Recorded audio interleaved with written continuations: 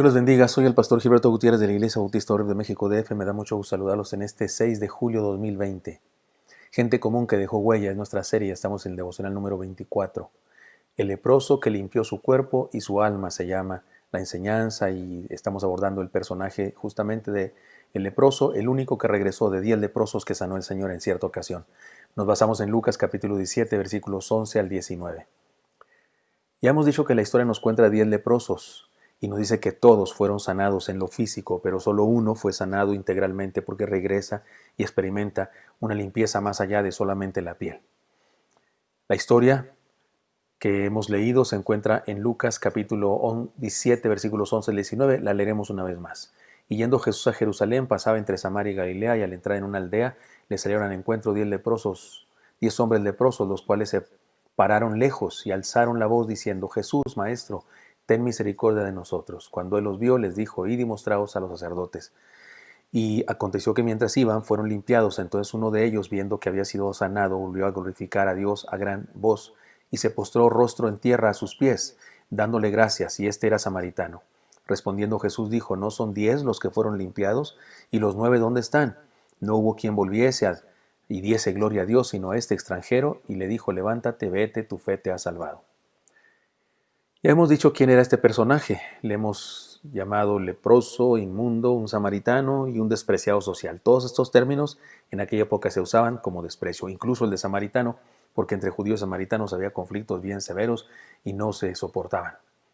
Pero ahora estaremos pensando en los últimos devocionales que nos quedan en quién se convirtió. En un grupo de 10 leprosos, el hombre de nuestra historia se convirtió en algo muy especial. Primera cosa que decir, se convirtió en alguien original, se convirtió en alguien único, porque digamos que fue el diezmo de aquellos que experimentaron el milagro, porque solo uno regresó.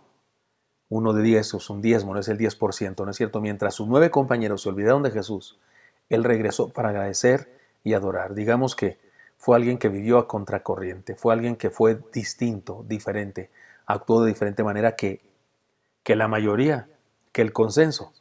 He aquí las enseñanzas que hemos visto ya. Reconozcamos nuestras necesidades, seamos humildes ante el Señor, obedezcamos al Señor en todo, caminemos más allá de la religión, aceptemos el desafío y seamos limpios por dentro y por fuera. Y aquí la enseñanza de hoy. Experimentemos el milagro de estar cerca. Los leprosos le hablaron a Jesús, el Señor, de lejos, así dice el texto. Así habían aprendido, era cuestión de su situación, así habían aprendido, no se atrevían a llegar hasta donde estaba Él.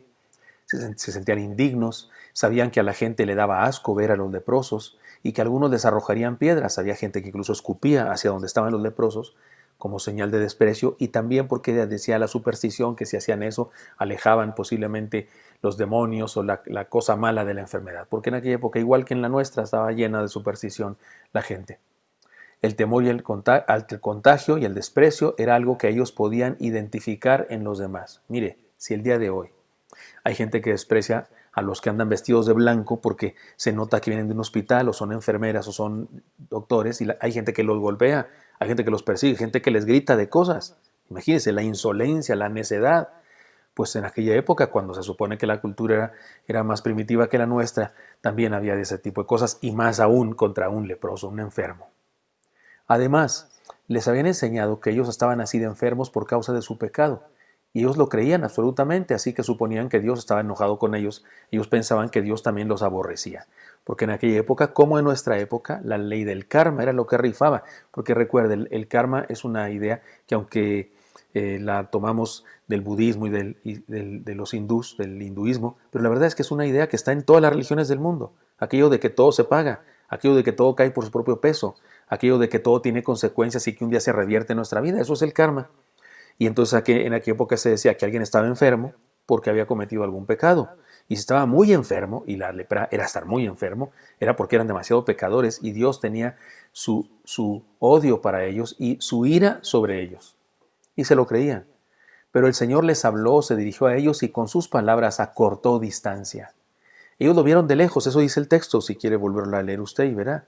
Dice que de lejos le dijeron, pero el Señor acortó distancia con sus palabras. ¿Qué fue lo que les quiso enseñar cuando les cuando les dijo que fueran al sacerdote, que fueran al templo y mostraran el sacrificio que correspondía según la ley de Moisés. ¿Qué fue lo que les quiso decir? ¿Qué fue lo que les quiso enseñar con eso? Analicemos el asunto. Les dijo que fueran y se mostraran a los sacerdotes. Esto era algo que los leprosos tenían que hacer cuando apenas sospechaban que habían contraído la enfermedad. El sacerdote tenía un método precisamente descrito en el Antiguo Testamento para reconocer la lepra de otras enfermedades. Y de esa manera el leproso era declarado inmundo. El leproso podía regresar con el sacerdote algunas veces para que fuera observado con la esperanza de haber sido sanado, y tal vez no había sido lepra, tal vez era otra cosa, estiña o es otra cosa, una escoriación, algo, alergia, y entonces podía ser declarado limpio. Y Jesús les dijo, vayan al sacerdote, muéstrense, como que con esa esperanza. Esto solo podía suceder con algunas clases de lepra, obviamente. Un leproso solo regresaba al sacerdote cuando era notorio en su piel que la enfermedad había cesado. Pero este no era el caso de los 10 leprosos. Sin embargo, el Señor les recomienda hacerlo igual. ¿Qué es lo que está sucediendo? ¿Qué estaba haciendo el Señor? ¿Qué es lo que estaba haciendo el Señor con esto? Estaba ayudándoles a cortar distancia.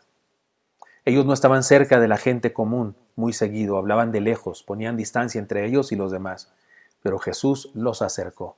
Qué oportuno decir esto en este momento histórico en el que la sana distancia o la lejanía es lo que rifa, es lo que hay alrededor en nuestra sociedad. Hay personas no sé cómo decirlo, tan paranoicas que vas al supermercado y te les acercas así, no sé, 1 metro, algo, y sana distancia, te gritan.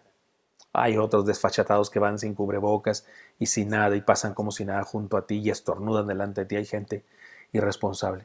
Pero en aquella época la distancia era bajo condiciones más severas que en nuestro caso. Y aquellos leprosos vivían así, vivían relegados, rezagados, alienados, separados. Esa era su condena, estar separados. Estaban separados de su familia, todos los leprosos. Si fueran niños, adultos, estaban separados de su familia. Pero Jesús aquí a corta distancia. Le hablan de lejos, Él les habla a ellos, se dirige a ellos, le responde acortando distancia y luego les manda acercarse al sacerdote. Lo mismo puede hacer el Señor con nosotros. Recuerden que la lepra, aunque era una enfermedad real, auténtica, y el leproso estaban auténticamente enfermos, me refiero auténticamente en el sentido de físicamente enfermos, pero es un hecho que en la Biblia la lepra siempre ha representado pecado, que también nos separa a los seres humanos los unos de los otros y nos separa particularmente de Dios.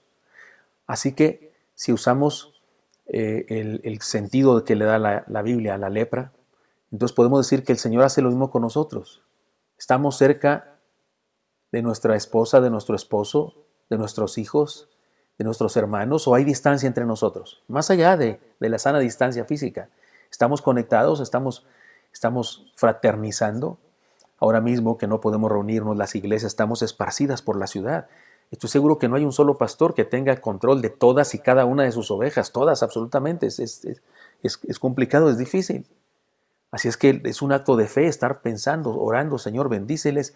Y es un acto de fe cuando nos volvamos a reunir. ¿Quiénes irán a venir? ¿Irán a venir todos? ¿No será que algunos no vendrán? Algunos tal vez incluso fallecieron y ni cuenta nos dimos porque estábamos tan separados que ni siquiera por una llamada pudimos platicar porque tal vez no existía la posibilidad.